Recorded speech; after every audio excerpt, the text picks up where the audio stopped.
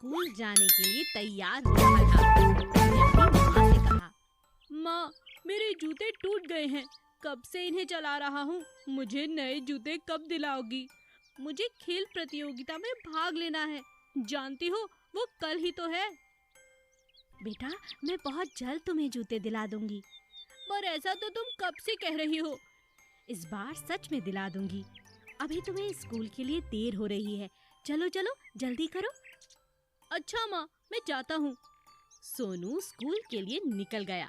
तभी उसे रास्ते में याद आया कि वह अपनी पानी की बोतल घर भूल आया है। अरे मेरी बोतल, दौड़ कर ले आता हूँ, नहीं तो पूरे दिन प्यासा रहना पड़ेगा। जैसे ही सोनू दौड़ता हुआ घर पहुंचा, उसने देखा उसकी माँ रोती हुई भगवान से कह रही थी, हे भगवान, हमारी गरीबी कब दूर होगी। एक ही बेटा है, उसकी भी जरूरतें पूरी नहीं कर पाती। सोनू को अपनी माँ की हालत समझ आ गई, लेकिन अब तो दौड़ लगाने के कारण उसके जूते और भी ज्यादा फट चुके थे। सोनू स्कूल भी देरी से पहुंचा, इसीलिए उसे कक्षा के बाहर कर दिया गया था और जूते ना होने के कारण अब वो अगले दिन होने वाली प्रतियोगिता में भाग नहीं लेने वाला था। छुट्टी के बाद सोनू रास्ते में उदास चल रहा था। तभी उसकी नजर एक छोटे से चूजे पर पड़ी जो घायल दिख रहा था। सोनू ने अपने जूते से सहारा देते हुए उस छोटे से चूजे को पानी भी पिलाया और एक पेड़ के पास छोड़ दिया। तभी वहाँ उस चूजे की माँ चिड़िया वहाँ आ गई। सोनू, तुम तो बड़े अच्छे बच्चे हो। तुमने अपना जूता तो मेरे चूजे को दे दिया। अब तुम क्या पहनोगे? मुझे जूते की जरूरत नहीं, मेरे पास तो और बहुत से जूते हैं। मुझे इसकी मदद करके बहुत खुशी हुई। अगर तुम ना आते तो कोई ना कोई अपने पैरों तले मेरे बच्चे को मसल देता। चिड़िया ने तुरंत जादुई जूतों का एक जोड़ा सोनू को दे दिया। ये लो, ये तुम्हारे लिए नए जूते। ये हमारी तरफ से तुम्हारे लिए एक तोहफा है। ये कोई मामूली जूते नहीं, ये जादुई जूते हैं। तुम इनका इस्तेमाल जहाँ भी करोगे, तुम ही प्रथम आओगे। अब सोनू बहुत खुश था। उसने घर जाकर अपनी माँ को जादुई जूते दिखाए और अब स्कूल की हर दौड़ प्रतियोगिता में सोनू ही प्रथम आने लगा। जादुई आम। एक दिन एक आम के पेड़ पर बहुत बड़ा आम लगा। वह देखने में एकदम सुनहरा था। जो भी उसे देखता उसे ही देखता रह जाता।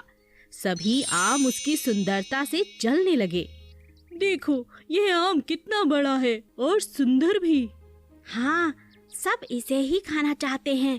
हमें तो कोई देखता भी नहीं। तभी एक आम ने सुनहरे आम से पूछ लिया, तुम इतने सुंदर कैसे हो और तुम्हारा नाम क्या है?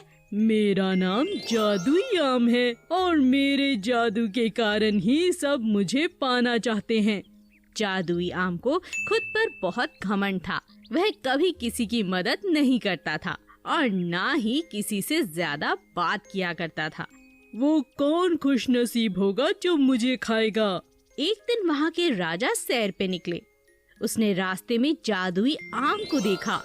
अरे वाह, यह तो बहुत सुंदर आम है। जादुई आम ने अपने जादू से खूब चमकना शुरू कर दिया। काश ये राजा मुझे खा ले। राजा ने जादुई आम के जादू से प्रभावित होकर उसे तोड़ लिया और अपने मंत्री से कहा, जाओ, जाकर इस आम को प्रदर्शनी के लिए लगाओ, जिससे सभी इसकी खूबसूरती देख सकें। पर महाराज, आप इसे खाएंगे नहीं? नहीं, आप बाकी के आम मेरे लिए तोड़ सकते हैं। मैं इन्हें जरूर खाऊंगा। ये बहुत स्वादिष्ट होंगे। यह सुनकर जादुई आम बहुत उदास हो गया। उसने राजा से बात की, आप मुझे क्यों नहीं खाना चाहते महाराज? हा, तुम सुंदर हो, इसमें कोई शक नहीं, पर तुम फलों के राजा हो। एक राजा को हमेशा पहले अपने राज्य के बारे में सोचना चाहिए, मगर तुम इन सभी आमों को खुद से कम समझते रहे हो। यही तुम्हारी भूल है और अब तुम्हें इसकी सजा मिलेगी, समझे? और इस तरह जादुई आम को प्रदर्शनी के लिए लगा दिया। सभी उसकी खूबसूरती तो देखते, मगर उसे किसी ने खाया नहीं। चांदी के अंडे। एक दिन रामू बाजार से एक मुर्गी खरीदने गया, पर उसके पास पैसे थोड़े कम थे। उसने दुकानदार से कहा, भाई साहब, मेरे पास थोड़े पैसे कम हैं। क्या आप इन पैसों में मुझे ये मुर्गी दे सकते हो? अरे भाई, जाओ यहाँ से। नहीं नहीं, इन पैसों में यह मुर्गी नहीं मिलेगी। हाँ, अगर तुम चाहते हो, मेरे पास एक लंगड़ी मुर्गी है, उसे तुम अपने साथ ले जा सकते हो इन पैसों में। राम मान गया और अपने साथ लंगड़ी मुर्गी को ले आया। रामू उसे बहुत प्यार से पालता था, अच्छे से ख्याल रखता था। एक दिन मुर्गी ने चांदी का अंडा दिया। रामू अंडे को देखकर हैरान रह गया और सोचने लगा, अरे ये अंडा तो चांदी का है।